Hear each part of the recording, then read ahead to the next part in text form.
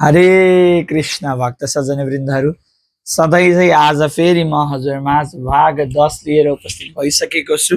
सबैजनाले पुरै भाग हेरिदिनु हुनेछ र माया सत सपोर्ट देखाइदिनु हुनेछ भन्ने हार्दिक अपेक्षा राखेको छु। त्योभन्दा अगाडि हामी सानो कीर्तन गरेर हामी भाग 10 मा प्रवेश गरौँ है त। जय राधा माधव कुञ्ज बिहारी गोपीजन वल्लभा गिरिवरधारी यशोदानन्दन व्रज जनरञ्जन यमुना तीरवनचारि जय राधा माधव कुञ्ज बिहारी गोपीजन वल्लभ गिरिवरधारी यशोदानन्दन व्रज जनरञ्जन यमुना तीरवनचारि हरे कृष्णा कृष्ण कृष्ण हरे हरे हरे राम राम राम हरे हरे हरे कृष्णा कृष्ण कृष्ण हरे हरे हरे राम राम राम हरे हरे जय राधा कन्हैया गोपाल गौरनिताय जगन्नाथ बलदेव सुभद्रा जय जय प्रभुपाद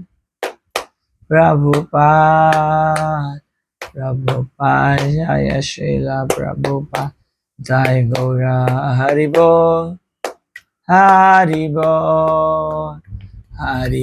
नित्य गौरा हरि बोल।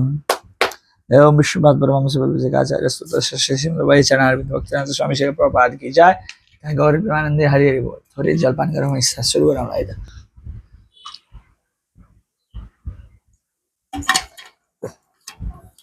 भक्त सजन वृन्दहरू आउनुहोस् अब हामी अगाडि बढौँ भाग 10 तर्फ। सानो मङ्गलाचरण गरौँ त्यसपछि हामी अगाडि बढ्नेछौँ है त।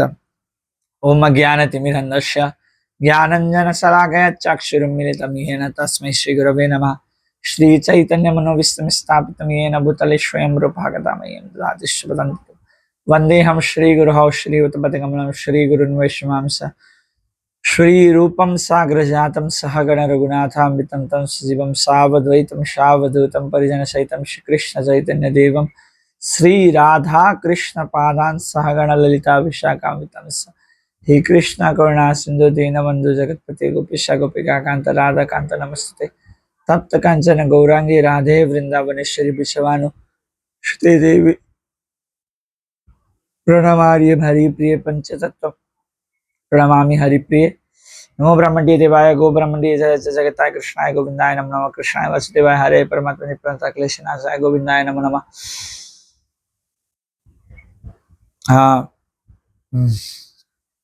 नीलाचल निवासाय नित्याय परमात्मने बलभद्र सुभद्राभ्यां जगन्नाथाय यते नमः। उग्रं वीरमाविष्यं जलन्धं सर्वदुर्गं नश्यमं विशरणं भद्रं मृत्युर्मृत्युर्नमाम्यहम्। पंचतत्वमगं कृष्ण भक्तरूपस्वरूपभगं भक्तवतार भक्ताख्यं नमामि भक्तशक्तिं नमो महावदन्याय कृष्णाय कृष्ण चैतन्य नामने गौरति विषय नमः। नित्यानंद वंदे कमलं मुकुन्दं चैतन्याग्रजरूपेण पवित्रकीर्तिभूतलम् वंशाकल्पतरुभ्यश्च भवेशबुधानां पावने वैष्णवे नमो जय श्री कृष्ण चैतन्य प्रभु नित्यानंद श्री अद्वैत शिवश्री गौरभक्तवृंद। हरे कृष्ण कृष्ण कृष्ण हरे हरे राम राम राम राम हरे हरे। हरे कृष्ण कृष्ण कृष्ण हरे हरे राम राम राम राम हरे हरे। हरे कृष्ण कृष्ण कृष्ण हरे हरे राम राम राम राम हरे हरे। भक्त सज्जन वृन्दहरू आउनुहोस् भाग 10 सुरु गरौँ।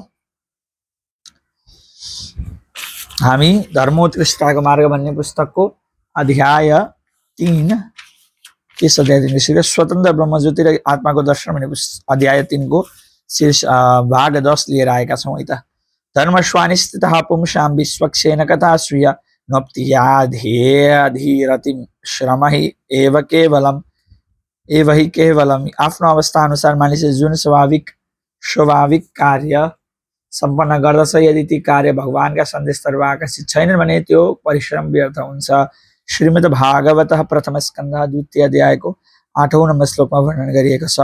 मानिस अब वर्णन गरिएको छ त्यसपछि भाग 10 तिर प्रस्थान गर्दैछौँ हामी।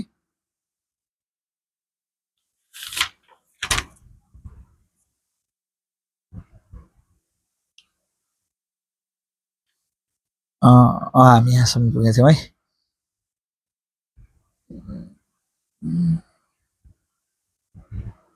श्रीमद् भागवत 9 अध्यायको भाग श्रीमद् भगवत गीता 9 अध्यायको 25 मा भगवान श्री कृष्ण भन्नुभएको छ।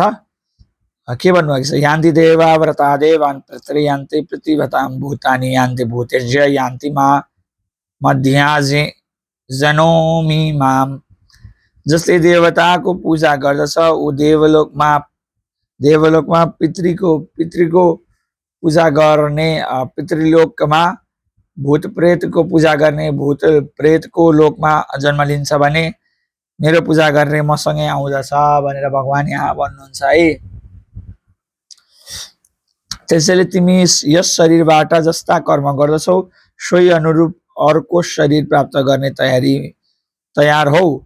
हाम्रो परम लक्ष्य भनेको भगवानको राज्यमा शरीर प्राप्त गर्नु हो। त्यो नै परम पूर्णता हो, संसिद्धि परम। त्यो किन भगवान श्री कृष्णको व्याख्या गर्नु? भगवान श्री कृष्ण व्याख्या गर्नुहुन्छ, मामुपेत्य पुनर्जन्म दुःखालय शाश्वतम नाप्नुवन्ति भन्नुभएको छ। श्रीमद् भगवत गीता 8:15 मा भन्नुभएको छ। भगवानले के भन्नुभएको छ? जो मसँग आइपुग्दछ उसलाई भौतिक जगतको भौतिक शरीरमा पुनः प्राप्त हुनु पर्दैन। भौतिक जगतमा निवास गर्न के नै हानि छ?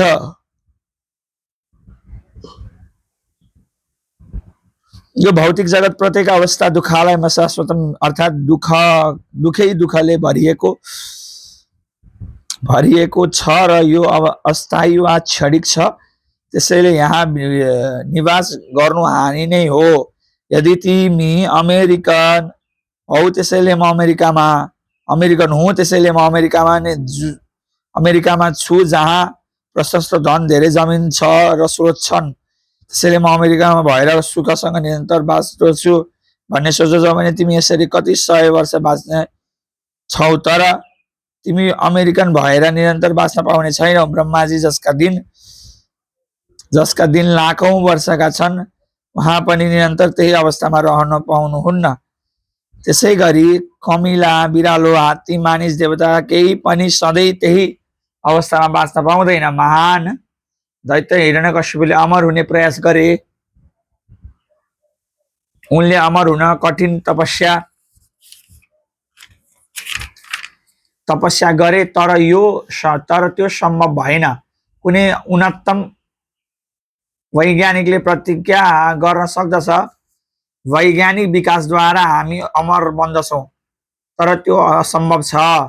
त्यसैले विद्वान व्यक्तिले आफ्नो वास्तविक देहान्तर भनेको आफ्नो मुख्य घर फर्कने वा भगवानको धाम फर्कने तर्फ प्रयास गर्नु पर्दछ। त्यो नै जीवनको लक्ष्य हुनु पर्दछ। तर दुर्भाग्यवश मानिस यस बारेमा केही जान्दैनन्।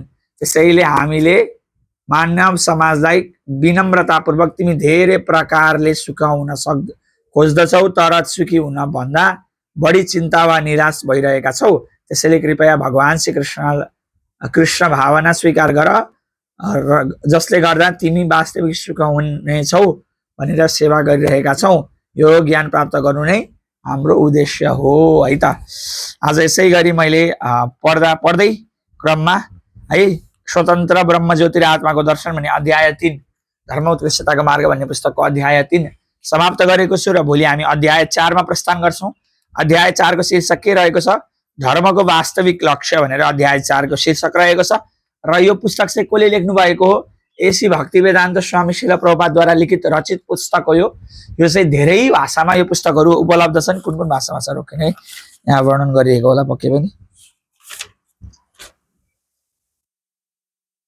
प्रकाशनको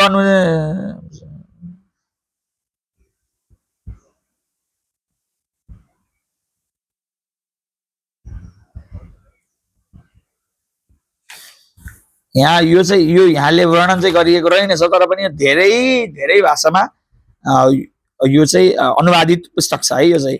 यो हाम्रो कतिवटा पुस्तक एसी भक्तिवेदान्त स्वामी श्रील प्रभुपादले लेख्नु भएको छ भन्दा पहिलो क्याटेगोरीमा 20 वटा पुस्तक पर्ने गर्छ।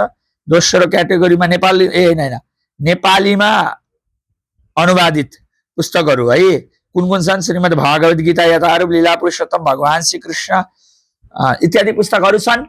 तीमध्ये क्रममा यो चाहिँ प्रश्नोन्मुख नेपाली अनुवादित पुस्तकहरूमध्ये चाहिँ धर्म प्रथम पुस्तक हो भन्ने कुरा हामीले बुझ्नु पर्दछ। त्यसै गरेर तपाईँहरू माझमा भाग 10 लिएर उपस्थित भएको चाहिँ बिदा हुन चाहन्छु। सधैँ साथ सपोर्ट र माया यसै प्रकार देखाइदिनु नै छ भन्ने अपेक्षा राखेको छु। हरे कृष्ण। शिल प्रभुपाद की जय। निताई गौर हरि प्रेमानन्द। हरि हरि बोल।